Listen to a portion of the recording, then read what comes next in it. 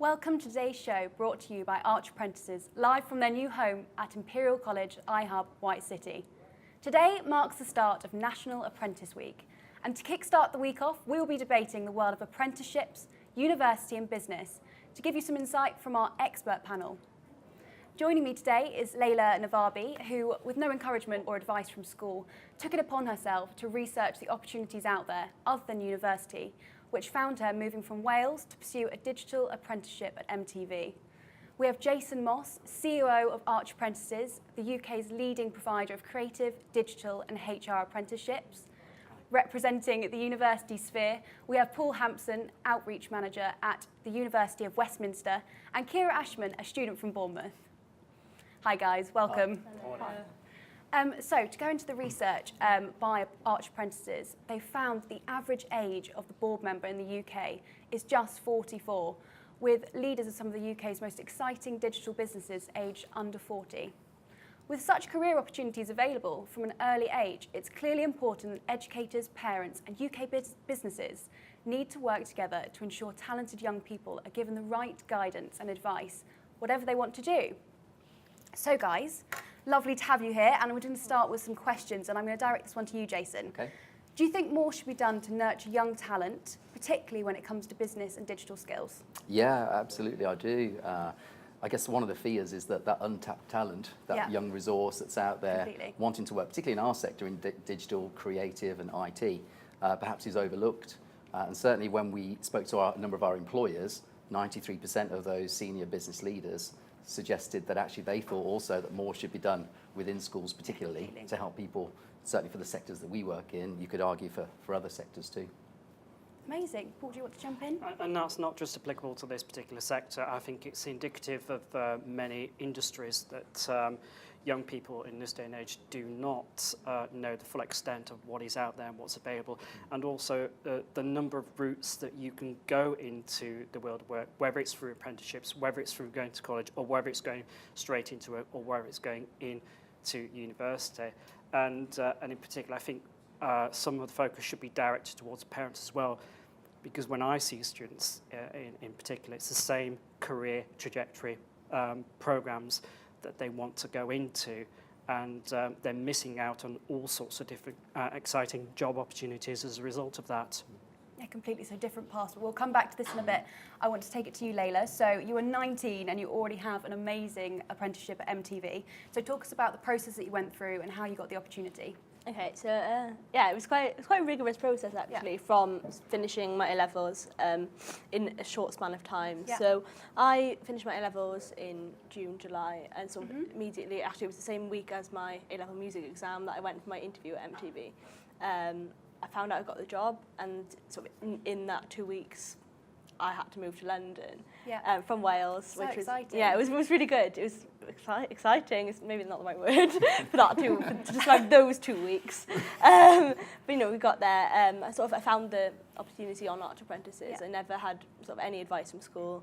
It was always, you know, if you're performing academically well, then you're going to go to university, and if you don't, like, why wouldn't you? Like, what are you going to do otherwise? Did you feel quite pressured at school to go to university? Oh, like, absolutely. Like, it wasn't an option. It was, okay, so you're going to go to UCAS, apply to university, and that, like, even if you don't go, like, you're going to take a gap year and then you're going to go. Like, it was never an option to not. Yeah. Exactly the same as me. It was like uni, and I remember all my friends doing UCAS, and I was the only one that did an apprenticeship. So it was like the shock horror. Yeah. You're doing something completely different. Yeah, it was scandalous. Like, Leila's not going to uni. Did you ever feel that you were missing out on that uni experience? Because I know a lot of people make their lifelong friends at university. I never felt like I was missing out because I'm gaining a different experience. It's not like I'm sat at home like just pulling my eyes out. Like I'm learning every day in my career. I'm meeting people through that. You'd be surprised the number of young people that you find in media who you can relate to. And I think because you go into the world of work so early on, you grow at a quicker rate. So you're able to, you become friends with people who are a little bit older than you, and it's not a problem. And it's fantastic actually, because you can learn. Everyone around you is more experienced. and sort of through that that rubs off on you and you gain more experience is invaluable. Yeah, completely. Yeah. No, I completely agree. And coming to both of you now, Kiera as well, do you think how would schools teach more about it? Because at school, did anyone say anything about apprenticeships to you? No, actually at my school, I went to like a small all-girls school in the country, and there was no speak about apprenticeships at all. Like you said, like it was kind of almost like forbidden, like it was unknown territory. No one spoke about it. Everyone, apart from a couple of people in my year, went to university, and the others did go on to do apprenticeships, and they are doing really well. And I think it's not spoken about enough. I think you're completely right. Amazing. So you're studying psychology at the moment, aren't you? Yes. Do you think uni still kind of secures the best roles when you're leaving university?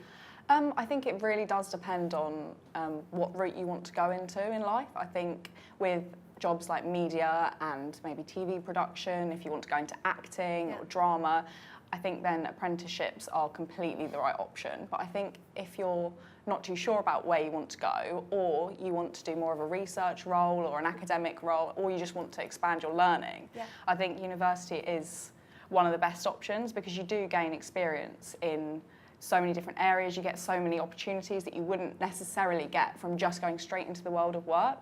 I don't think there should be any rush to go and earn money, and because we're still only young, like you're only 19, which is amazing that you're doing this apprenticeship already and you're earning money and you're doing what you want to do, but you are only 19, and like I think it's important to also have a bit of fun before you go and do your serious work, and I think university is great for that as well. So I'm just going to put it back on you. So with university debt, yes, and going down that route, why do you think people are still opting in when you do have that debt coming out of university on your head? Well, I think the debt's only really a problem once you leave, and even then it's not a problem until you earn money. They're not just going to take all your money off you. No. You have to be earning over a certain amount, I think 21,000 or something, I don't know. And it's only a small amount each month, and I think for the experience of university, the friends you make and the other opportunities you get, I think it's really worth it, and I think that's why people go. People go not necessarily, some people go towards a specific job, and some people just go for the experience. Perfect. The key here, it's about choice, isn't it? It's about getting the correct information, advice and guidance, so you can make an informed decision about which is the best pathway for you. Yeah, It may be everyone's university, individual. it may be an apprenticeship. But also remember that there are financial opportunities to go to university as well. Universities still offer scholarships available to students, and as you pointed out, yes, we are particularly pigeonholed towards taking on debt and taking out student loans, whereas the sort of average UK student doesn't do much research into looking into scholarships and things like that. And I think more effort should be directed towards that. There are opportunities out there to help students go to university, and these need to be explored in much greater detail. Yeah, I completely agree, because at Bournemouth University they offer a lot of scholarships and bursaries. Like if you're like not from a well-off family, like I get a bursary, and I also get a sports scholarship. So I get a lot of financial support from my university, and I think that that's not looked upon. Like students are generally poor and they buy cheap food and stuff like that, and that is true, but the university does make sure that you have enough to live off of, and it's your choice what you spend your money on, but you always do have enough. Yeah, I completely agree, but also going to experiences at uni.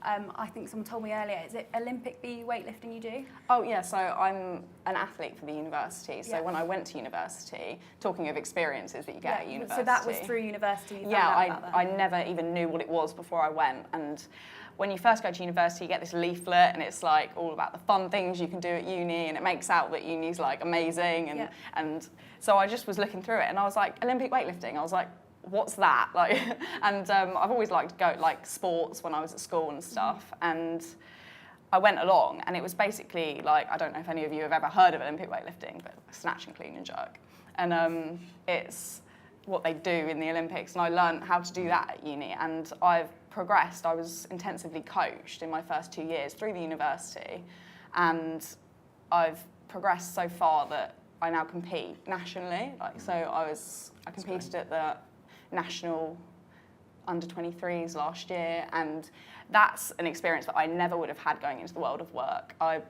never would have even thought that I'd be anywhere near as good to do that. And that's like completely aside from anything academic, but like that's competing on a offered you. Yeah, competing on a national platform is something that it's an experience that's well worth doing, and if you can, you should do something like that. And I think university does offer you opportunities like that to do in other areas. Yeah, bring it back to you guys. I think that's fantastic. I think something that isn't spoken about so much are the opportunities you have in the workplace.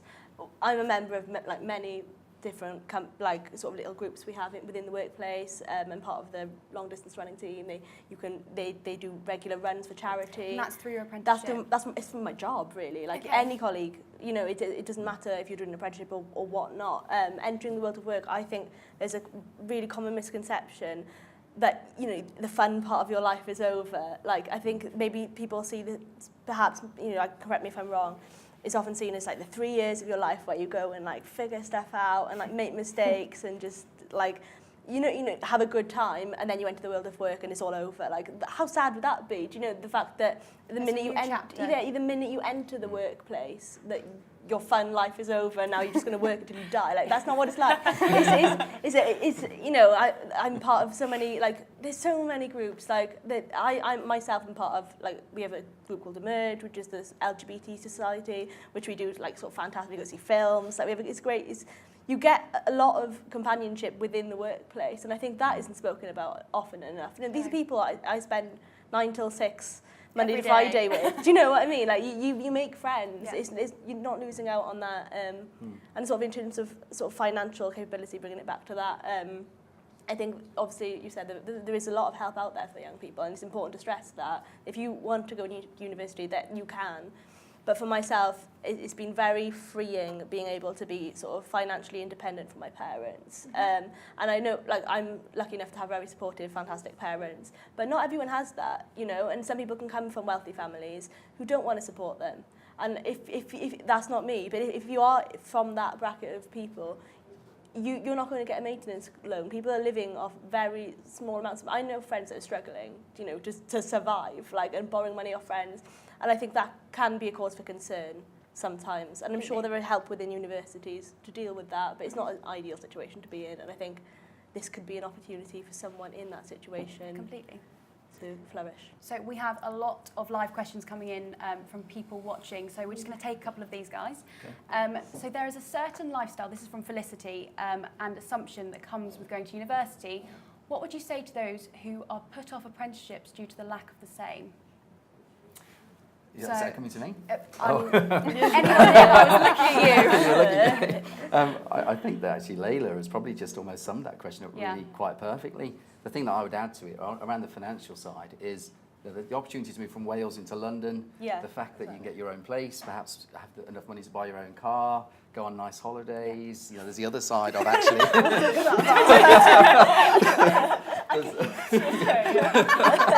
London's quite expensive, so maybe not all of those things. But you get the point that actually with actually working, and the key here, I guess, as well, is those promotions that you're going to get. People think of an apprenticeship again, they think of the kind of salary that you may have within your apprenticeship. But if you think in 3-4 years' time, once you've got 3 or 4 years' experience, chances are you've been promoted a couple of times, you're now be managing a team, certainly your salary would have risen. All of which, by the time that someone comes out of university, you'll have 4 years' experience and qualifications to accompany it as well. No. You're going to be really valuable in the marketplace. You know, I would argue perhaps more valuable than someone who's only got the knowledge piece or the theory from a university degree. Agree. So we've got one coming back to you again, Jason. Okay. No pressure. So this one from Stephen, and he's asking kind of what age and what point at school should he start asking about apprenticeships? I think the kind of, I say the earlier the better, but clearly you have to be at least 16 to start an apprenticeship, so you'd have done your GCSEs. That's perhaps the first start point for a lot of people. Some people will go through college first. My son is just doing the International Baccalaureate, or you might have done A-levels, for instance, and you may then look to go for an apprenticeship. Actually, it's not uncommon now. Since the rules changed last May, actually you can go to university, you can actually be a graduate, and now you're also eligible to become an apprentice, you know, should you want to. Amazing. And I guess the key thing for me is it's not about whether I want a degree or whether I want an apprenticeship, because actually you can, even within an apprenticeship now, you can go all the way to degree level and master's level too. So the question should be more about how you want to study and how you want to learn, which a lot of people do more so by learning and applying knowledge for real, learning hands-on rather than just the theory. So I think for this particular question, I think the earlier the better. Yeah. Make sure you flag that to your school and hopefully get the advice you need. But if you don't, there's a government website and lots of other websites out there. If you Google it, you're going to find all sorts of information that will help. And I would agree with that, because if youngsters are making decisions on their choices at year 9, year 10 to do their GCSEs, and then everything subsequently moves from that particular point. So at that point, they need to also think about other options, apprenticeships and other routes into the world of work at the same time. So again, earlier the better. Perfect, and I'm going to come to you two both again. And this one is from Kiera, and she says, how gender neutral are apprenticeships? So, I mean, if I can speak first, because I know our data, for instance, here at Arch. So at Arch Apprentices, actually right now, if I look at all the people who are on an apprenticeship with us, we've got around about 3,000 apprentices. It's actually a 50-50 split, so 50% girls, 50% boys. Fantastic. So that's something we're actually really quite proud of. I don't know if you want to add anything, or. I mean, yeah, from my experience, I mean, in my the statistics are fantastic. In my current workplace, there's 4 apprentices, and we are all women, which is lovely. Like, for me, that doesn't make a difference. It's sort of clear that in the wider world of work, there is a really concerning gender gap between how many sort of the male to female ratio in the workplace. And I think if we can start encouraging a gender neutral outlook earlier on at the entry level career, then so be it. Fantastic. Yeah. Great. And this one is coming to our university people. So why do you think students are more pressured into going to university than taking something up as like an apprenticeship? And you guys can chip in obviously as well. Personally, I think it's more of a old-fashioned view that you should go to university. Like, obviously at university, I like university, but that's for me personally. I think sort of about 10 years ago, it was kind of like you go to university, you get qualified, and then you go into the world of work, and that's kind of the route that people take if they're academic.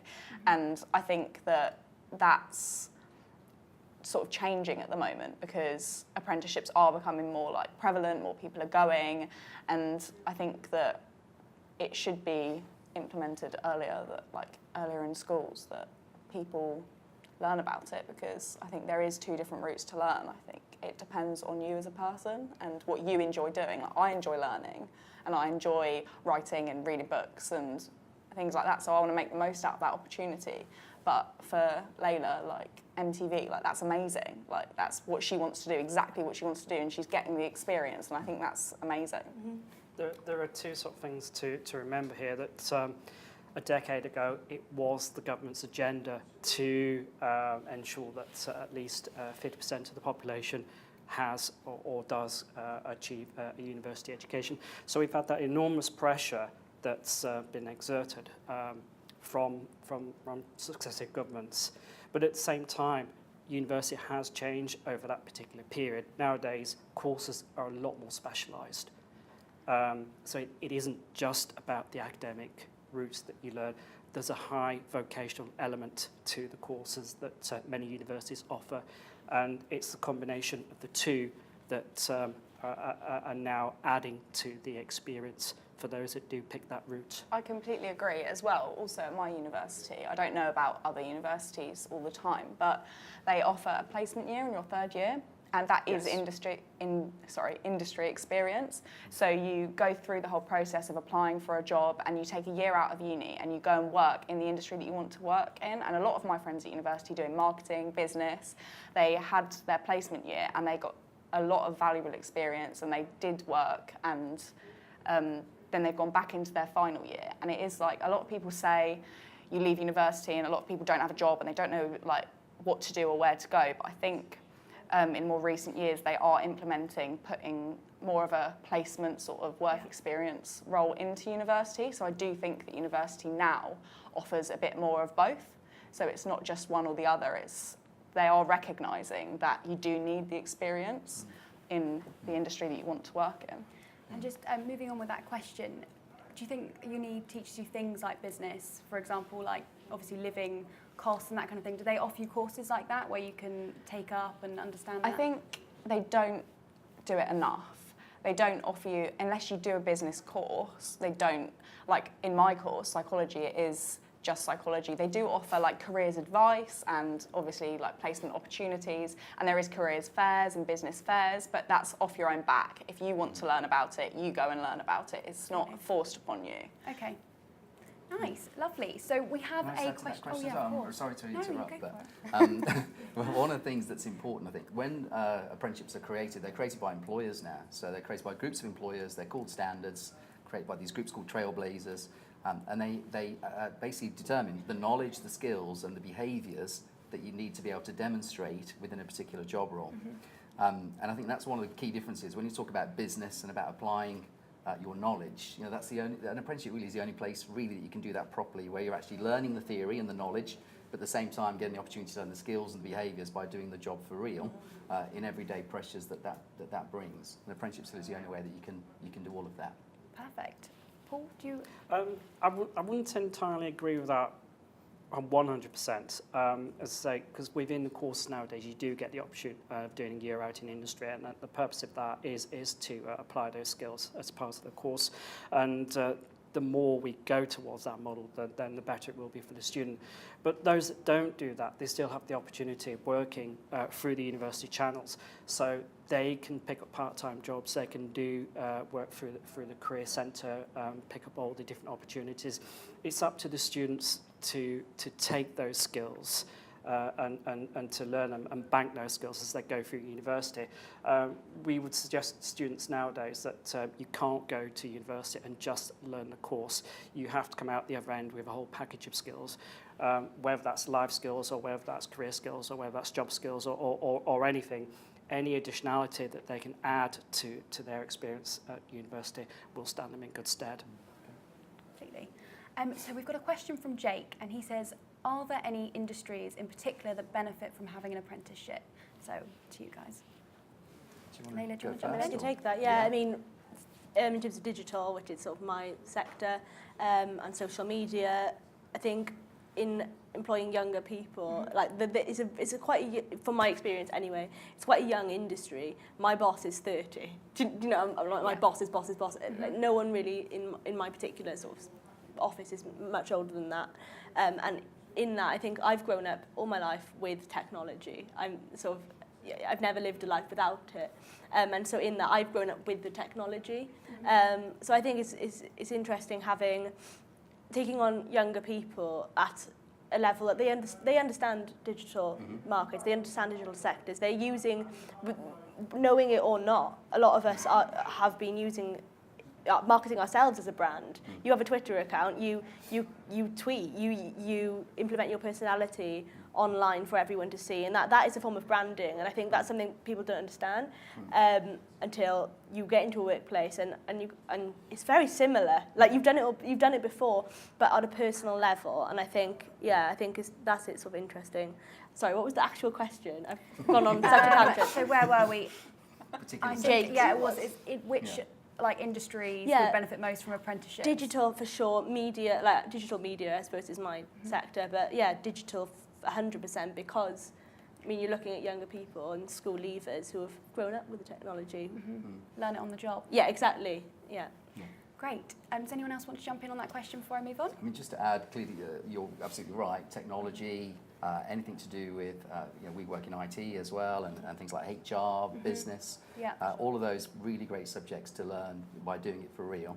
But clearly there's the traditional trades as well, so actually we don't do those here at Arch, but clearly other companies do, where it's perhaps plumbing, electricity, those kind of things. Well, the traditional trades are also a great place to start as well for apprenticeships. Fantastic. I actually did a business marketing one with a little bit of PR, and I absolutely loved it. So this one is from Richard, and he says here, there seems to be still a lot of snobbery around apprenticeships and the actual word apprentice. Do you agree, and how would you change the perception? So I'm going to come to you, Jason, first. Yeah, I think it does, and I think you mentioned it earlier actually, which is perhaps some people, whether it's parents or perhaps advisors in schools, still think, yeah, apprenticeships are great, but perhaps for someone else's child and not necessarily my child. And again, I'll go back to the point, all I would like people to have is the correct information, advice and guidance so they can make an informed choice. As I mentioned, my son's 18, I gave him all the options for university, I gave him all the options for apprenticeships, and then left it down to him as to what he wanted to do next. He wants to do an apprenticeship, but that was with no pressure from me in any way. And I think that's all I would ask for within schools and colleges, is to make sure that people get the right amount of information and guidance so they can make the choice for themselves. Great. Yeah, sure. There is 100% still a taboo around the word apprentice, like the word, the idea of it, the whole concept. I left school last year in August, and the whole of last year was spent with sort of my teachers and everyone around me convincing me not to do it.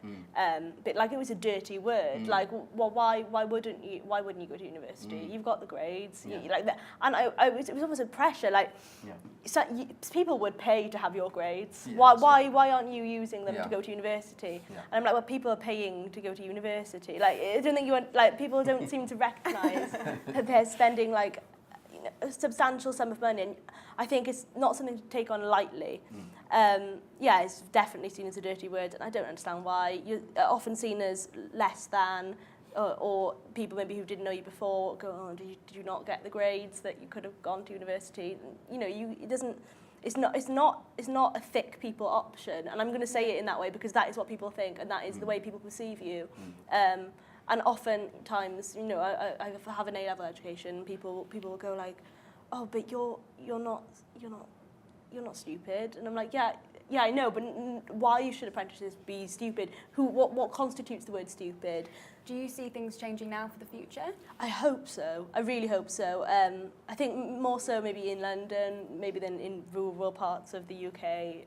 Still, when I go back to Wales, it's very much so like, oh, so do you work at MTV now, or are you still an apprentice? It's not. It's they don't see it as one thing. Or Leila used to be an apprentice, but then they hired her, and it's like no, I'm an apprentice, and it can be one thing, and I think people see it as a stepping stone, but I think the minute you walk into that workplace, you're taking on responsibilities, and they affect the company and sort of the business of that company, and I think it's important.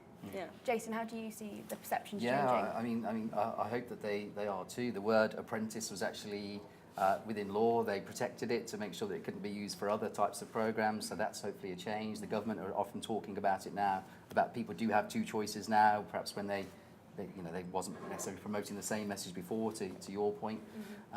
But I really do hope that it changes, because we're working with some of the biggest brands in the world, you know, working with MTV. You know, what an amazing opportunity to go and learn something from one of the biggest brands out there, who work with Google and Facebook, and we've got these amazing jobs in digital technology, IT, HR. I think, again, people perhaps think of apprentices, and as you mentioned, they think of people, well, why would you do that? You're good enough to go to university. It's like, that's not the way to look at it at all. You're good enough to do whatever it is you want to do. And clearly working MTV, what an amazing chance for you to have an amazing career, not just there, but where will that lead to next? It's seamless. We've got one more live question from our audience, and it's from Karen, and she says, how many employees now offer apprenticeships, and how can they find a list of all of them? Look at me. I keep looking for our apprenticeships, but you guys all feel free to jump in. You could come to the Arch Apprentices website. We have hundreds of them. But aside of that as well, there is also a government website that you can go to as well. So if you typed in the word apprenticeships within Google, you will get something back, which is a government website where all apprenticeships are listed, regardless of the industry or the sector that you want to work in, regardless of where you are in the country. You can search that by typing in, I live here, I want to work in this. It'll give you a massive list of jobs to look at, which will all be pretty amazing. Fantastic. So we are going to end with something now, a bit of a 30 seconds from all of you. So I'm going to come to each of you and ask, should talented individuals go into apprenticeships and training earlier, or go to university and hone in their skills for the workplace? Kiera, do you want to start with you? Oh, okay. So I think that it really depends on the individual. I think if you don't really know what you want to do and you like to learn, I think, and work hard in your A-levels, go to university, try and figure it out for yourself, use the opportunities at university and enjoy yourself if you know what you want to do and you're dead set on that, or you know what industry you want to go into and you just want to go out and do it, then 100% go and do an apprenticeship, because they sound amazing. Like, if I'd have known more about them at school, you never know, like, I might have done an apprenticeship in something completely different. So I think everyone needs to know more about it, and I think they're great. As much as I have gone to university and I love university, apprenticeships sound like a lot of good experience and a lot of fun. Fantastic. Jason? Yeah, so for me, I've worked in apprenticeships for 12 years now, worked with about 40,000 apprentices. And whenever I talk to them and I ask them, why did you do this as opposed to university? They want to learn by hands-on. They want to do the job for real, not just learn the theory. Yeah.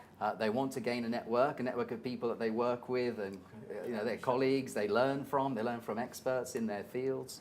They love that. They want to earn a salary and get paid for doing what they're doing. They don't want to have the university desk that comes with it.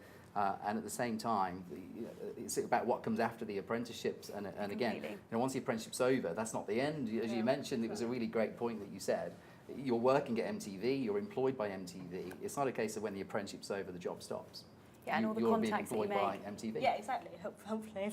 Yeah. Please don't sack me. Yeah, I mean, definitely. I think, again, like following on from Kiera's point, it's you should do whatever you want to do. I think there definitely needs to be more of a push from the education system in the options that are available.